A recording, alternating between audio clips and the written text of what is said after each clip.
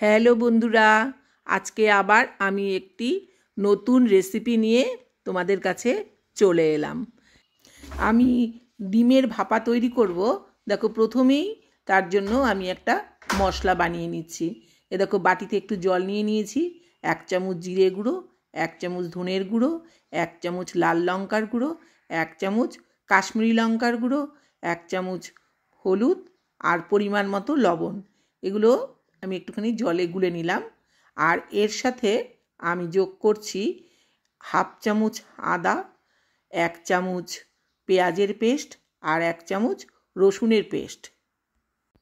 এগুলো ভালো করে মাখিয়ে নিয়ে আমি একটা পাশে রেখে দিচ্ছি কিছুক্ষণ মশলাটা ভেজার জন্য।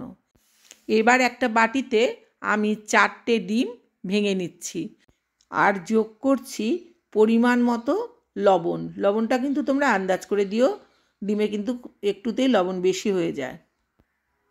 এদিকে আমি একটা মিক্সির বাটিতে কুচনো কিছু ধনেপাতা এবং একটা কাঁচা লঙ্কা নিয়ে একটা পেস্ট বানিয়ে নিচ্ছি।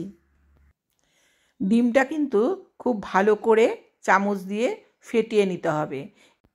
ধনেপাতার মিশ্রণটি আমি এবার ডিমের মিশ্রণে যোগ করছি।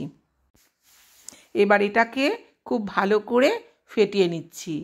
অন্যদিকে আমি একটা টিফিন বক্সে সরষের তেল নিয়ে নিয়েছি এবং এই তেলটা কিন্তু খুব ভালো করে মাখিয়ে নিতে হবে, কারণ আমি ডিমের মিশ্রণটি এই বাটিতে ঢেলে এটা আমি উনুনে জলের মধ্যে 20 মিনিট ফোটাবো। উনুনে কিন্তু আমি আগে থেকেই একটা কড়াতে জল বসিয়ে দিয়েছিলাম। দেখো, জলটা ফুটছে। এবার বাটিটা ওর মধ্যে বসিয়ে একটা ভারী কিছু ওপরে চাপা দিয়ে দিতে হবে, না হলে ডিমের ভাপাটা কিন্তু চারিধারে সমান হবে না। তোমরা চাইলে কড়ার ওপরে কিন্তু একটা স্ট্যান্ডও বসিয়ে দিতে পারো। বাটিটা ঠান্ডা হবার পরেই কিন্তু একটা প্লেটের ওপর উল্টে দিতে হবে। দেখবে খুব সহজেই প্লেটে ওটা বেরিয়ে আসছে। এবার তোমরা তোমাদের পছন্দ মতো পিস করে নাও। আমি পিসগুলো করে নিয়ে এদিকে একটা কড়াতে কিন্তু সরষের তেল বসিয়ে দিয়েছি। তেলটা গরম হলে এতে যোগ করতে হবে 2টো শুকনো লঙ্কা, 2টো তেজপাতা আর পরিমাণ মতো জিরে। এগুলো একটু লাল হয়ে ভাজা হয়ে এলেই এর মধ্যে যোগ করতে হবে কুচনো পেঁয়াজ। পেঁয়াজগুলো দেখো আমি খুব ভালো করে ভেজে নিয়েছি। এটা ভাজা হলে এর মধ্যে কুচনো একটা টমেটো আমি দিয়ে দিলাম এবং এই টমেটো এবং পেঁয়াজ আর একটু ভালোভাবে ভাজা হলে আমি তুলে নিয়েছি মিক্সির বাটিতে। তোমরা চাইলে এভাবেও তোমরা রান্না করতে পারো, তবে এই ভাজা পেঁয়াজটা যদি তুলে পেস্ট করে দেওয়া যায় তাহলে তরকারির স্বাদটা কিন্তু অনেক গুণ বেড়ে যায় এবং গ্রেভির পরিমাণটাও অনেকটা বেশি হয়। এবার আমি ওই তেলেই দিয়ে দিলাম দেখো কেটে রাখা আলু। এটা নতুন আলু। আর দিলাম পরিমাণ মতো হলুদ এবং লবণ। আলুটা ভাজা হয়ে এলে এতে যোগ করতে হবে যে মশলাটা আমি তৈরি করে রেখেছিলাম, সেই মশলাটা। এটা ভালো করে কিন্তু কষাতে হবে, অল্প অল্প জল দিয়ে খুব ভালো করে কষাতে হবে। এবার আমি পেঁয়াজ ভাজা আর টমেটো ভাজা দিয়ে যে পেস্টটা বানিয়ে রেখেছিলাম সেটাও দিয়ে দিলাম। এবার ভালো করে তেল ছাড়া পর্যন্ত এই আলু এবং মশলাগুলোকে কষাতে হবে।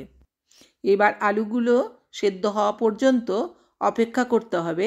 আলুগুলো সেদ্ধ হয়ে গেলে এতে সামান্য পরিমাণ, খুব বেশি জলের দরকার হবে না, 1 কাপ মতো জল এতে দিয়ে দিতে হবে। আমাদের আলু কিন্তু সেদ্ধ হয়ে গেছে। এবার পরিমাণ মতো জল দিয়ে এটা একটু ফুটিয়ে নেব এবং এরপরে যে ভাপাটা বানিয়ে রেখেছিলাম সেটা এতে যোগ করব।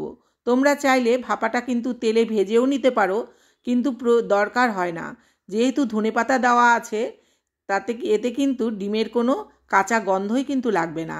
তবে তোমরা চাইলে এটাকে ফ্রাই করে নিয়েও তোমরা এই মশলাতে যোগ করতে পারো। তোমরা কে কোথা থেকে দেখছো আমাকে অবশ্যই জানিও। তোমাদের যদি ভালো লাগে তাহলে তোমরা লাইক, কমেন্ট ও শেয়ার করো এবং সাবস্ক্রাইব করে দিও চ্যানেলটিকে। ঘরে যদি তোমার ডিম কমও থাকে তাহলেও কিন্তু তুমি 4টে ডিম দিয়ে 8 জনকে অনায়াসেই খাইয়ে দিতে পারবে। আমাদের অনেক সময় কিন্তু এরকম সমস্যা হয়। এবার আমি এতে যোগ করছি সামান্য চিনি আর একটু গরম মশলা। যেহেতু আমি ধনেপাতা দিয়েছি সেজন্য এতে আমি ঘি দেব না। এবার আমি একটা অন্য পাত্রে ঢেলে নিয়ে তোমাদের দেখাচ্ছি। আশা করি রেসিপিটি তোমাদের ভালো লাগবে। আবার দেখা হবে তোমাদের সঙ্গে অন্য কোনো ভিডিও নিয়ে। এবার টাটা, বাই বাই, আবার দেখা হবে তোমাদের সঙ্গে। ভিডিওটি সাবস্ক্রাইব করার অনুরোধ রইল।